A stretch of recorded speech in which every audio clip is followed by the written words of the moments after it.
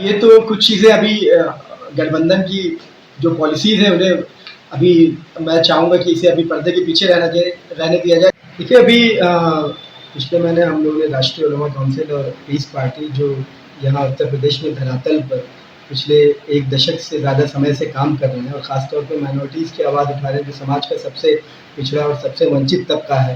जैसे सच्चा report committee कहती है कि वो दलितों से बेहतर स्थिति में है।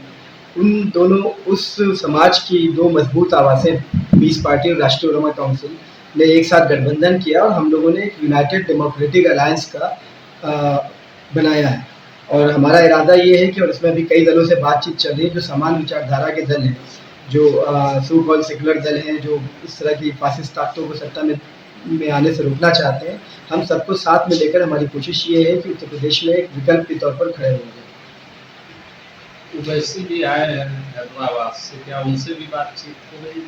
देखिए जैसा कि हमने कहा कि तमाम सामान्य विचारधारा के दल जो सांप्रदायिक राजनीति के खिलाफ हैं, जो फासिस्ट ताकतों को सत्ता में आने से रोकना चाहते हैं, और साफ शब्दों में कहूँ मैं तो भाजपा को दोबारा सत्ता में आने से रोकना चाहते हैं। हमारा अलायंस, हमारा गठबंधन उन सभी के लिए खुला हुआ है और हमारी बातचीत भी बहुत सारे दलों से हो रही है। इसमें ओवैसी साहब भी हो सकते हैं। क्या आपको नहीं लगता कि ओवैसी जो है भाजपा के प्रोजेक्ट करें? देखिए मैं ये चीज़ बिल्कुल भी नहीं कहूँगा, ना मैं इससे सहमत हूँ। आरोप प्रत्यारोप कि उसमें मैं बिलीव भी नहीं करता। ये कहना कि कौन किसका एजेंट है या कौन किसके समर्थित है, जब तक कोई चीज़ साबित ना हो जाए, एकदम बिल्कुल गैर मुनासिब है। हमारे ऊपर भी आरोप लगता है, लगातार पिछले 1 दशक से लगता आ रहा है, तो वही चीज़ हम दूसरे पे लगाएं तो फिर फ़र्क क्या रह जाएगा? कितनी सीटों पे आपका गठबंधन उतारेगा?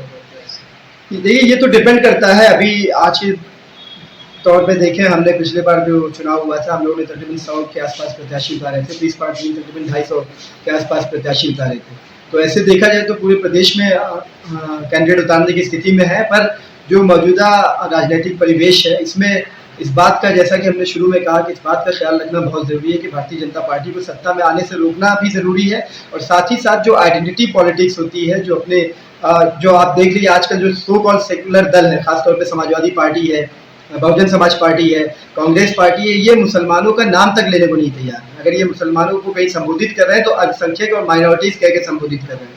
तो वो दल जो हमारी रहनुमाई का दम भरते हैं, जो हमारे मसीहा होने का दम भरते हैं, वो खुले मंचों से, वो प्रेस कॉन्फ्रेंस में मुसलमानों का नाम तक लेने से डर रहे हैं। तो ये हमारे मुद्दों, हमारी परेशानी, हमारी समस्याओं को कहाँ तक उठाएंगे और उसे सत्ता में आने के बाद कहाँ तक हल करेंगे। तो ऐसे में एक डेमोक्रेटिक सेटअप में, एक लोकतांत्रिक व्यवस्था में अपनी आवाज़ उठाने के लिए समाज को खुद लोकतंत्र का हिस्सा बनना पड़ेगा। इसलिए राजनीति में हम उतरे हैं। हम देखेंगे कितनी सीट पे हम लोग लड़ते हैं, पर हम इस वक्त तैयारी तो हमारी जोरों शोर से चल रही है। अभी आगे डिपेंड करता है, ये बहुत जल्दी बताया जाएगा। हमारे भाजपा की तरफ से सपा, बसपा और कांग्रेस से भी आप दूरी बना के ही राजनीति में देखिए बहुत सारी चीज़ें होती हैं। जैसा कि हमने कहा कि प्राइमरी जो हमारा मकसद है कि भाजपा को रोकना है, तो अगर जो सो कॉल, मैं इसलिए सो कॉल कहता हूँ, तथाकथित सेकुलर दल जो हैं, अगर वो हमारे मुद्दे पे, हमारी समस्या और हमारे मसलों को लेकर प्रमुख रूप से उठाने के लिए तैयार हैं, तो हम उनके साथ भी गठबंधन करने को तैयार हैं। क्या मुसलमानों को कोई संदेश भी आप देना चाहेंगे? देखिए एक चीज़ है कि अब ये संदेश पिछले 10 साल से जो हम लोग देने की कोशिश कर रहे थे मुस्लिम समाज को, कि अपनी हिस्सेदारी की बात हो, अपनी भागीदारी की बात हो, अपने मुद्दों की बात हो, अपने अस्तित्व की बात हो, अपने राजनीतिक अस्तित्व की बात हो। और ये अब जो ये मौजूदा नई जनरेशन जो है, आप देखिए कि बहुत तेज़ी से लोग इस बात को महसूस कर रहे हैं कि अपने समाज की, जो एक शेर में मैं अगर कहूँ कि ना हम सफ़र ना हम नशी से निकलेगा, हमारे पाँव का कांटा हम ही से निकलेगा। तो अपनी आवाज़ को हमें खुद राजनीतिक तौर पर उठाना होगा। अब बहुत दिन तक ये कुली बन गए हम सेकुलरिज्म के। हम बहुत दिन तक इस सो कॉल तथा कथित सेकुलर दलों को सत्ता में पहुंचाते रहे, सिर्फ इस डर से कि भारतीय जनता पार्टी आ जाएगी। आज केंद्र में जो भारतीय जनता पार्टी का सबसे उग्र चेहरा थे नरेंद्र मोदी जी, वो केंद्र में बैठे हैं। उत्तर प्रदेश में भारतीय जनता पार्टी की जो सबसे उग्र चेहरा थे योगी आदित्यनाथ, वो उत्तर प्रदेश में बैठे हैं। तो मुसलमान अब इस बात से नहीं डरने वाला है कि भाजपा को रोकने के लिए उसे वोट करना है। अब वो पॉजिटिव वोट करने की सोच रहा है, अपने मुद्दों पे वोट करने की सोच रहा है, अपने इश्यूज पे पॉलिटिक्स की सोच रहा है। यही हमारी सबसे बड़ी कामयाबी है, और इसी मैसेज को हम मुसलमानों के सामने देंगे कि हमारा आने वाले चुनाव में भी मकसद ये नहीं होना चाहिए कि भाजपा को कौन हरा रहा है उसे जिताएं। हमारा मकसद ये होना चाहिए कि हमारे मुद्दे पे कौन हमारे मुद्दों को कौन उठा रहा है, कौन हमारी समस्याओं को हल करने के लिए तैयार है, कौन हमें हमारे इश्यूज को उठाने के लिए तैयार है, हम उसे वोट करेंगे। टिकट बंटवारे में आप महिलाओं और नौजवानों की वरीयता देंगे? बिल्कुल, हमारा मानना ये है कि आज आप देखिए देश में तकरीबन 60% जो इस वक्त आबादी है वो यूथ की है, वो युवा की है, और उत्तर प्रदेश में उसका एक बड़ा हिस्सा है वो भी युवा है।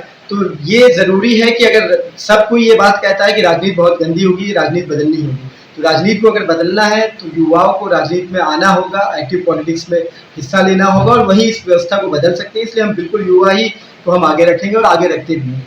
राजनीति में महिलाओं को बिल्कुल, ये तो हम तो इस बात के भी समर्थन में हमेशा रहे हैं कि महिलाओं को 50% रिजर्वेशन मिलना चाहिए, पार्लियामेंट में भी होना चाहिए। तो हम तो बिल्कुल इस बात पे भी अग्री करते हैं कि महिलाओं का जो रिप्रेजेंटेशन है वो मजबूती से होना चाहिए, क्योंकि वो आधी आबादी है और उनकी तमाम समस्याएं हैं जो मूलभूत समस्याएं होती है, रोटी कपड़ा मकान, उससे सबसे ज़्यादा अगर कोई अफेक्टेड होता है तो वो महिलाएं ही।